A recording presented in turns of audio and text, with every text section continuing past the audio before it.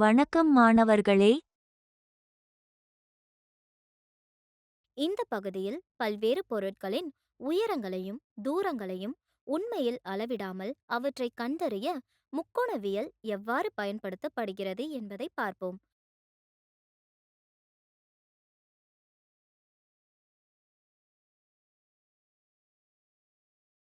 உதாரணமாக, கோபுரம், மலை, கட்டிடம் அல்லது மரத்தின் உயரம், கலங்கரை விளக்கத்திலிருந்து கப்பலின் தூரம், ஆற்றின் அகலம் போன்றவற்றை முக்கோணவியல் அறிவை பயன்படுத்தி தீர்மானிக்க முடியும்.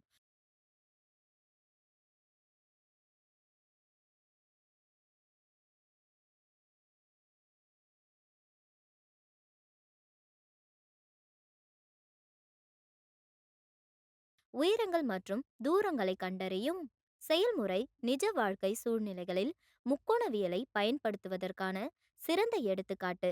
இந்த பயன்பாடுகளை சில எடுத்துக்காட்டுகள் மூலம் விளக்குவோம்.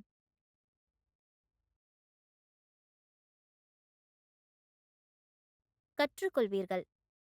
இந்த பாடத்தின் முடிவில் நீங்கள் கற்றுக்கொள்ள முடியும்: நிஜ வாழ்க்கையை காட்சிகளில் முக்கோணவியலின் நடைமுறையை பயன்பாடுகளை புரிந்து கொள்ளுங்கள். உயரங்கள், தூரங்கள் மற்றும் உயர கோணங்களை கணக்கிடுவது எப்படி என்பதை அறிக.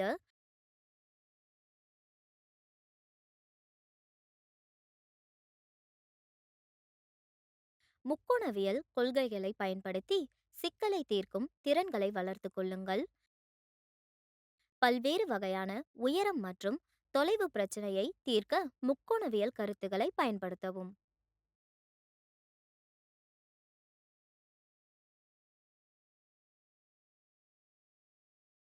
இந்த பாடத்தின் முக்கிய வார்த்தைகள்: உயரங்கள், தூரங்கள், உயரத்தின் கோணம், பார்வைக்கோடு, வலது முக்கோணம், தியோடோலைட்,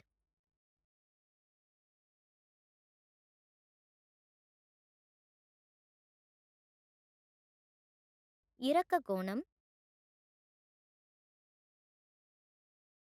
கிலினோமீட்டர்.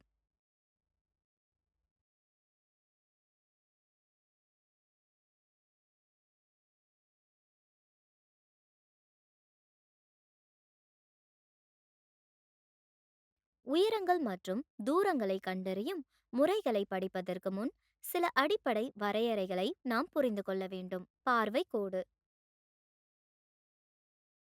பார்வை கோடு என்பது பார்வையாளரின் கண்ணிலிருந்து பார்வையாளர் பார்க்கும் பொருளின் புள்ளி வரை வரையப்பட்ட கோடு.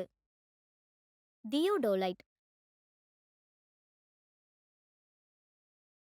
தியோடோலைட் என்பது ஒரு பொருளுக்கும் பார்வையாளரின் கண்ணுக்கும் இடையிலான கோணத்தை அளவிட பயன்படும் ஒரு கருவியாகும். ஒரு தியோடோலைட் இரண்டு பட்டம் பெற்ற சக்கரங்கள் மற்றும் ஒரு தொலைநோக்கி ஒன்றையொன்று செங்கோணத்தில் வைக்கிறது. கிடைமட்ட மற்றும் செங்குத்து கோணங்களை அளவிடுவதற்கு சக்கரங்கள் பயன்படுத்தப்படுகின்றன. விரும்பிய புள்ளியின் கோணம் அந்த புள்ளியை நோக்கி தொலைநோக்கியை நிலைநிறுத்துவதன் மூலம் அளவிடப்படுகிறது. கோணத்தை தொலைநோக்கி அளவில் படிக்கலாம். உயரத்தின் கோணம்.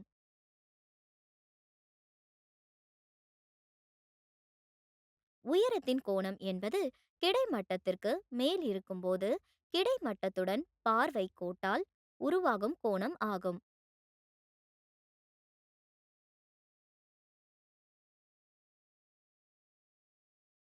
அதாவது, நாம் ஒரு பொருளை பார்க்க தலையை உயர்த்தும் போது.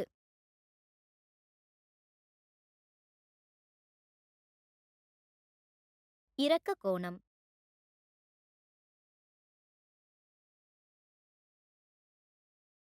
இறக்க கோணம் என்பது புள்ளி கிடைமட்டத்திற்கு கீழே இருக்கும்போது கிடைமட்டத்துடன் பார்வை கோட்டால் உருவாகும் கோணமாகும்.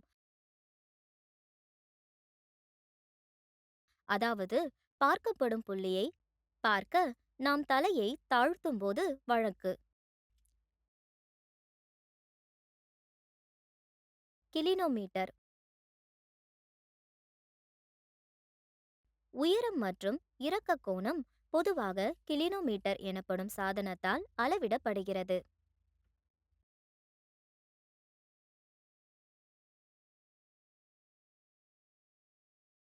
குறிப்பு: கொடுக்கப்பட்ட புள்ளியிலிருந்து ஒரு பொருளின் உயரம் அதிகரிக்கும் போது உயரத்தின் கோணம் அதிகரிக்கிறது.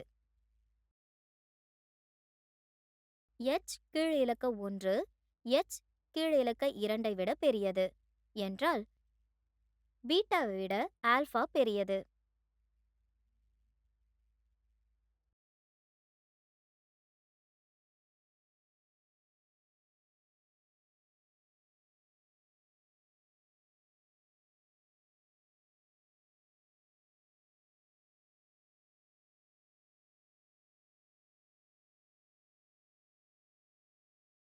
ஒரு கோபுரம் அல்லது கட்டிடம் போன்ற செங்குத்து பொருளின் பாதத்தை நோக்கி நாம் நகரும் போது உயரத்தின் கோணம் அதிகரிக்கிறது. d கீழ் இலக்க 2 விட d கீழ் இலக்க 1 சிறியது என்றால் பீட்டா ஆல்பாவை விட பெரியது.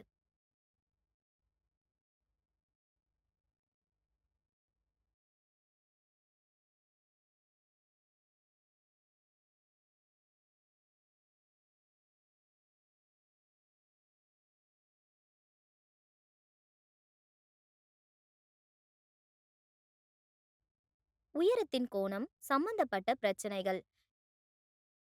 இந்த பிரிவில் உயரத்தின் கோணம் கொடுக்கப்பட்டால் சிக்கலை தீர்க்க முயற்சிப்போம்.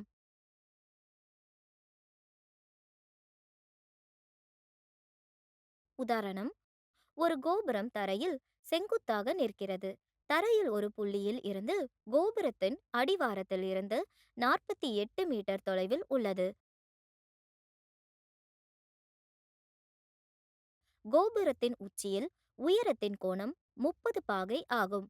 கோபுரத்தின் உயரத்தை கண்டறியவும்.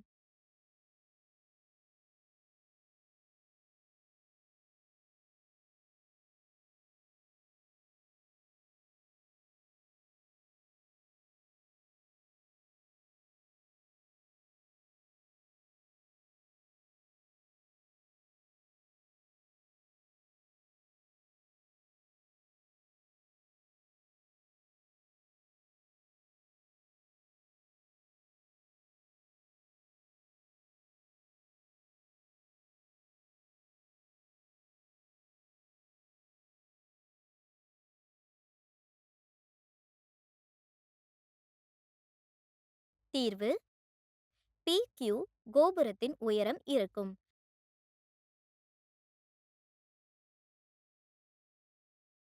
PQ ஈடு h மற்றும் QR என்பது கோபுரத்திற்கும் R புள்ளிக்கும் இடையே உள்ள தூரமாகும். வலது முக்கோணத்தில் PQR கோணம் PRQ ஈடு 30 பாகை.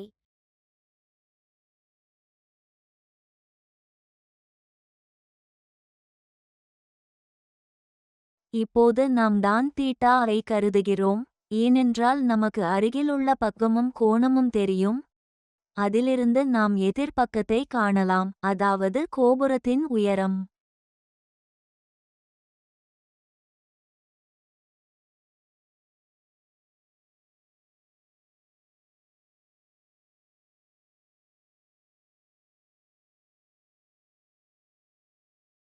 tan தீட்டா ஈடு PQ கீழ்கோடு QR.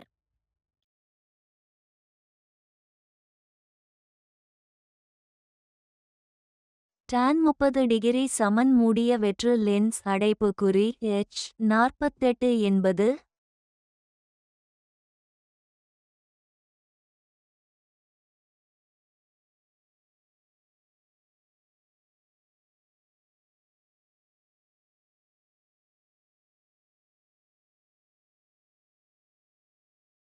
அட்டவணையிலிருந்து நமக்கு கிடைப்பது tan 30 டிகிரி சமன் 1 வர்க்கமூலம் 3 1 வர்க்கமூலம் 3 சமன் h 48.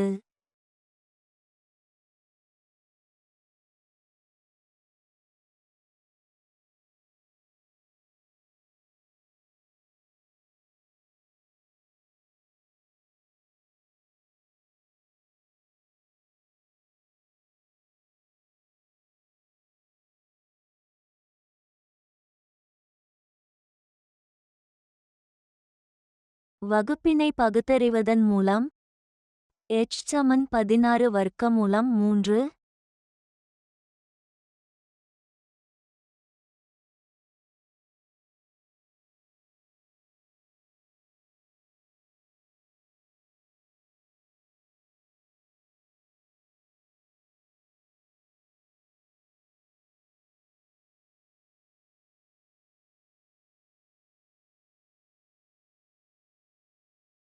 எனவே கோபுரத்தின் உயரம் 16 √3 மீட்டர்.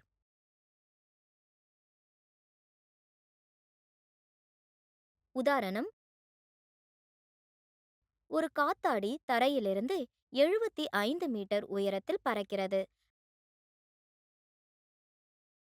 காத்தாடியுடன் இணைக்கப்பட்ட சரம் தற்காலிகமாக தரையில் ஒரு புள்ளியில் கட்டப்பட்டுள்ளது.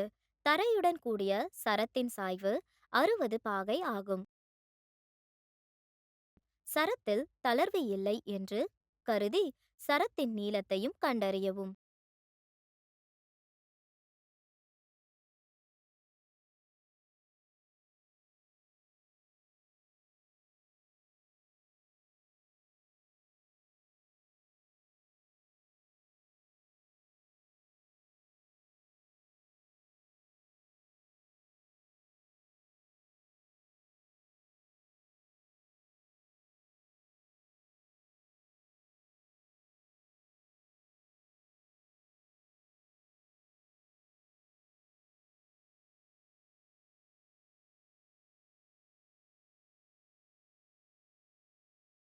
தீர்வு: A, B என்பது தரையில் மேலே காத்தாடியின் உயரம் இருக்கும்.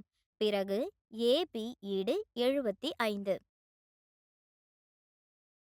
AC என்பது சரத்தின் நீளமாக இருக்கட்டும்.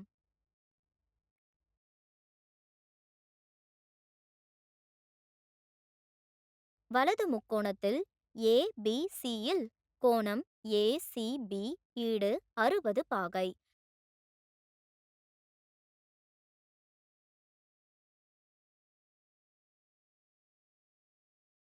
இப்போது நாம் சென் தீட்டா ஐ கருதுகிறோம், ஏனெனில் நமக்கு எதிர்ப்பக்கம் தெரியும் மற்றும் அதிலிருந்து கோணம் நாம் ஹைப்போடென்யூஸை காணலாம், அதாவது சரத்தின் நீளம். சென் தீட்டா சமன் ஆப் ஹைப் சமன்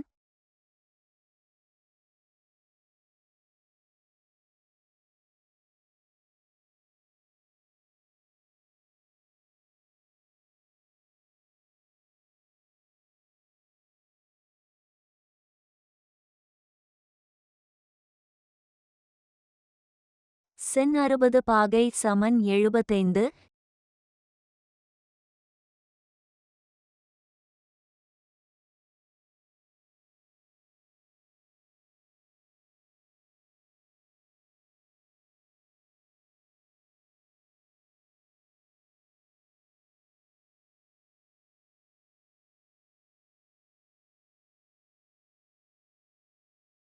ஏசி அட்டவணையிலிருந்து சென் 60 மதிப்பை வர்க்கமூலம் 3/2 ஆக பெறுகிறோம்.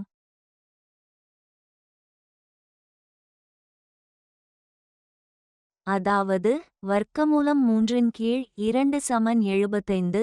ஏசி குறுக்கு பெருக்கல் மூலம் நமக்கு கிடைக்கும் ஏசி சமன் 150 வர்க்கமூலம் 3.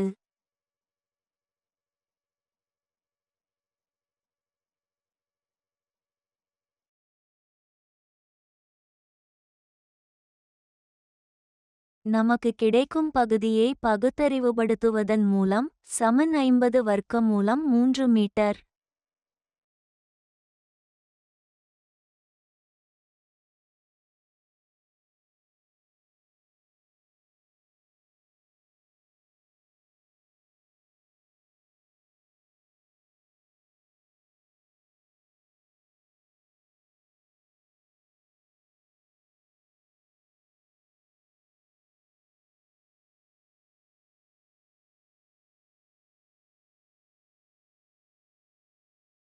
எனவே சரத்தின் நீளம் 50 வர்க்கமூலம் 3 மீட்டர்.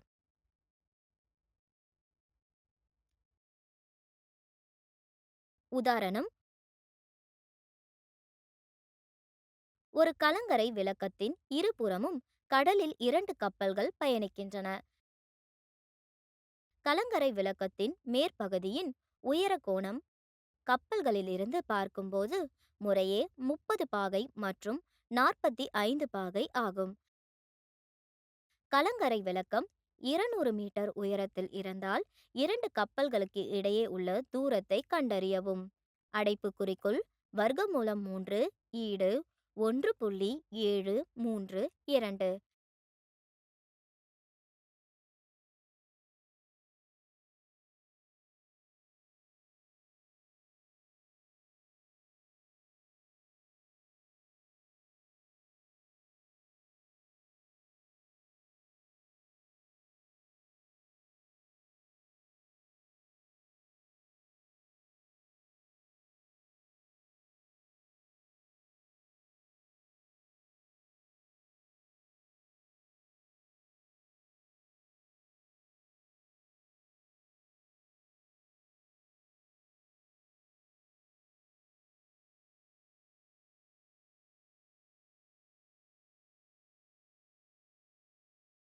தீர்வு: ஏ பி கலங்கரை விளக்கமாக இருக்கட்டும்.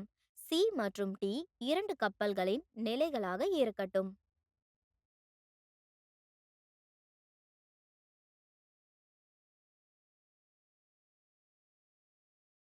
பிறகு ஏபி ஈடு 200 மீட்டர். கோணம் ஏசிபி ஈடு 30 பாகை. கோணம் ஏடிபி ஈடு 45 பாகை.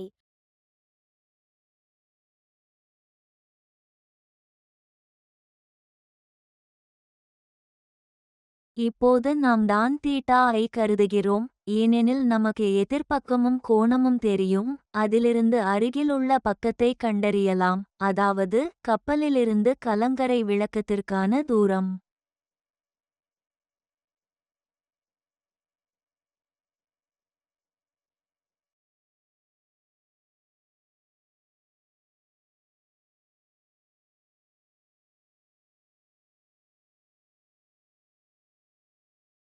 வலது முக்கோணத்தில் பிஏசி tan 30 பாகை ஈடு ஏபி கீழ்க்கோடு ஏசி.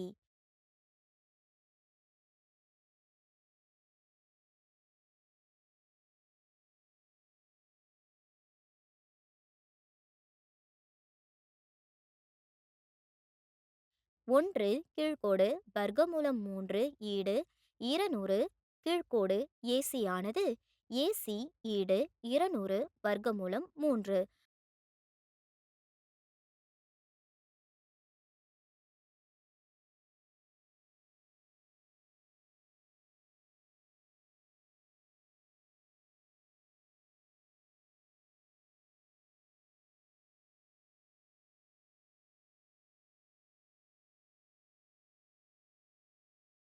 செங்கோண முக்கோணத்தில் பேட்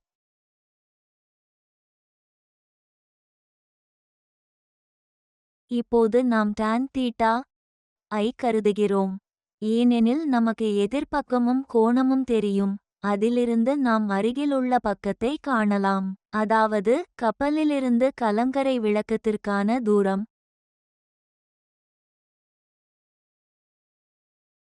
tan 45 பாகை சமன் ஆப் ஏடிஜே.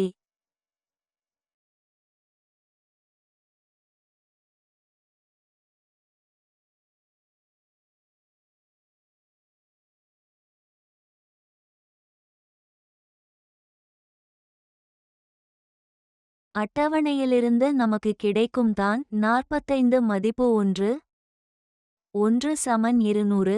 ஆட் வலதுபுறம் நோக்கிய இரட்டை அம்புக்குறி ஆட் சமன் 200 2.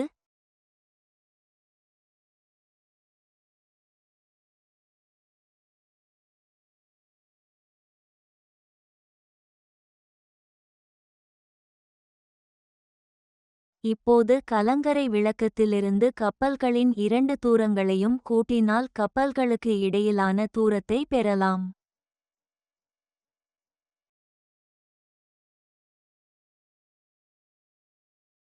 இப்போது CD சமன் AC கூட்டல் AD சமன் 200 வர்க்கமூலம் 3 கூட்டல் 200 by 1 and 2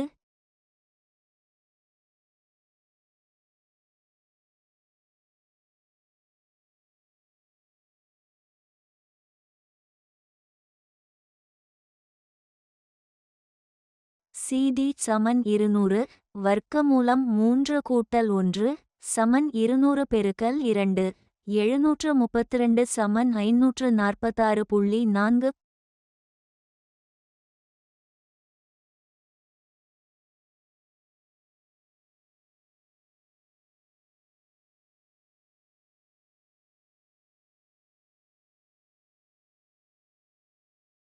பெருக்குவதன் மூலம் நமக்கு கிடைக்கும் சமன் 546.4.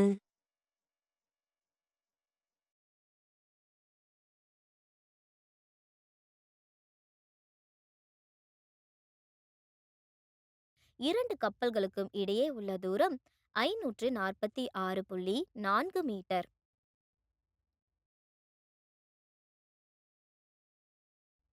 நினைவில் வைத்துக் கொள்ளுங்கள். பார்வைக்கோடு என்பது பார்வையாளரின் கண்ணிலிருந்து பார்வையாளர் பார்க்கும் பொருளின் புள்ளி வரை வரையப்பட்ட கோடு. பார்க்கப்படும் ஒரு பொருளின் உயர கோணம் என்பது கிடைமட்ட நிலைக்கு மேலே இருக்கும்போது கிடைமட்டத்துடன் கூடிய பார்வை கோட்டால் உருவாகும் கோணம் ஆகும். உயரம் மற்றும் தாழ்வு கோணங்களை துல்லியமாக அளவிட கிலோமீட்டர்கள் பயன்படுத்தப்படுகின்றன.